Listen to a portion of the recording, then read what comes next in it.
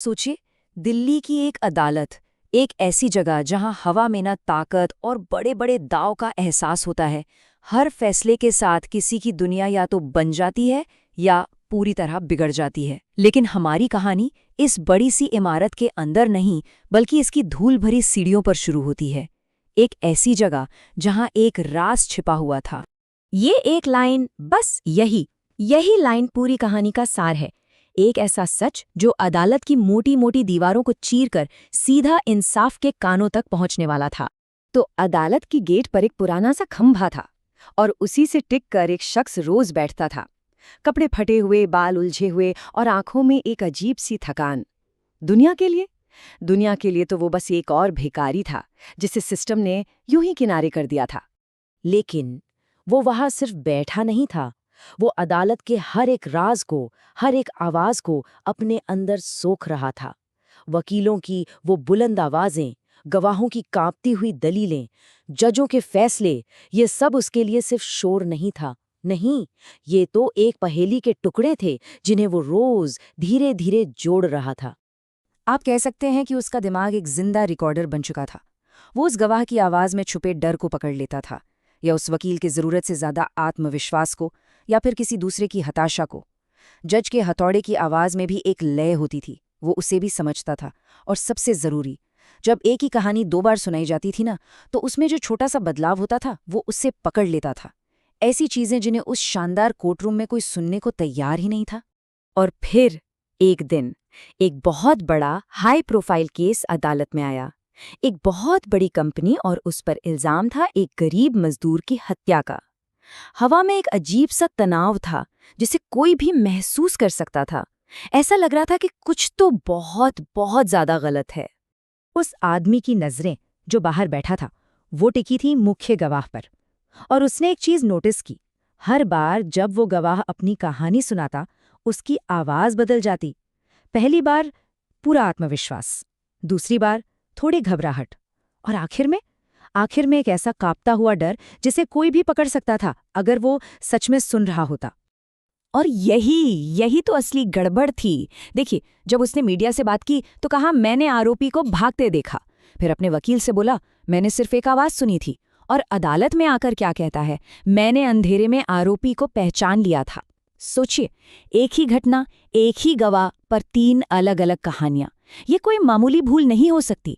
ये तो एक रटे रटाए झूठ की निशानी थी जो अब दबाव में आकर बिखर रहा था। एक ऐसा सच जो अदालत के बाहर तो साफ सुनाई दे रहा था, पर अंदर बैठे लोगों के बहरे कानों से टकराकर वापस आ रहा था। और फिर वो पल आया जिसका किसी को अंदाजा नहीं था। जैसे ही सुनवाई खत्म होने को आई, वो आदमी अपनी जगह से खड़ा हो गया और उसने जज से एक सीधा सा सवाल पूछा। उसकी आवाज में कोई चीख पुकार नहीं थी, पर एक ऐसी ताकत थी कि अदालत के बाहर जमा पूरी भीड़ एकदम खामोश हो गई। सब पलटकर बस उसे ही देख रहे थे। एक अजीब सा सन्नाटा छा गया था। वहां खड़ा हर एक इंसान हैरान था, पर जज साहब, उनकी आंखों में हैरानी से ज्यादा एक उत्सुकता थी। शायद उन्हें भी कहीं ना कहीं कुछ गड़बड़ लग रही थी। और फिर उन्होंने एक ऐसा हुक्म दिया जिसकी बिल्कुल किसी ने उम्मीद नहीं की थी। उन्होंने कहा, इस आदमी को अंदर लेके आओ। और जब वो फटे हाल आदमी उस बड़े से शानदार कोर्टरूम में दाखिल हुआ, तो जो थोड़ी बहुत फुसफुसाहटें हो रही थीं वो भी बंद हो गईं। लोगों की आंखों में एक अजीब सी हैरानी थी, पर उसकी चाल में कोई शर्मिंदगी नहीं थी। वो ऐसे चल रहा था जैसे वो इस जगह को सालों से जानता हो। जज ने उससे पूछा, नाम क्या है तुम्हारा? एक पल की खामोशी और फिर आवाज आई, रमेश सर। जज ने फिर पूछा, और करते क्या हो? रमेश का जवाब सुनकर पूरा कमरा सन्न रह गया। उसने कहा, कभी आपकी ही तरह इस कुर्सी पर बैठने का सपना देखा था। मैं दिल्ली यूनिवर्सिटी से लॉ ग्रेजुएट हूं। सोचिए, कमरे में जैसे बिजली कौंध गई हो। जिसे सब एक भिखारी समझ रहे थे, वो कोई मामूली इंसान नहीं था, वो एक पूर्व वकील था। और फिर रमेश ने अपनी कहानी सुनाई, एक ऐसी कहानी जो दर्द से भरी थी। उसने बताया कि कैसे वो एक होनहार नौजवान वकील था, पर एक भ्रष्ट केस में उसने चुप रहने से इनकार कर दिया। उसने एक ताकतवर दोषी आदमी का पर्दाफाश कर दिया, और फिर फिर वही हुआ जो अक्सर होता है, पूरा सिस्टम उसी के खिलाफ हो गया, उसका लाइसेंस छीन लिया गया, उसकी इज्जत मिट्टी में मिला दी गई। जिस सिस्टम की वो पूजा करता था, उसी ने उसे कुचलकर सड़कों पर फेंक दिया था। लेकिन उसके इन शब्दों में हार नहीं थी, एक जिद थी, एक संकल्प था।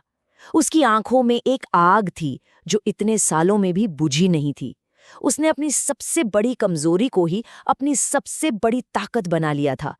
वो शायद ये नहीं देख पा रहा था कि इंसाफ कैसे बिक रहा है, पर वो सब कुछ सुन सकता था। अब कोर्ट रूम का माहौल पूरी तरह से बदल चुका था। अब ये किसी भिखारी का सवाल नहीं था, ये एक पूर्व वकील की गवाही थी। जज साहब की नजरें भी अब उस गवाह पर किसी शिकारी की तरह गड़ चुकी थीं। कमरे में तनाव बढ़ता ही जा रहा था। जज ने अब गवाह को उसके ही बदलते बयानों के जाल में फंसाना शुरू किया। जब गवाह ने ये बहाना बनाया कि इतने दिन हो गए उसे ठीक से याद नहीं, तो जज की आवाज में एक कड़कपन आ गया। ये सिर्फ एक सवाल नहीं था, ये एक सीधी सीधी चेतावनी थी। और जब रमेश से पूछा गया तो उसने बस एक बहुत सीधी लेकिन गहरी बात कही कि सच बदलता नहीं है।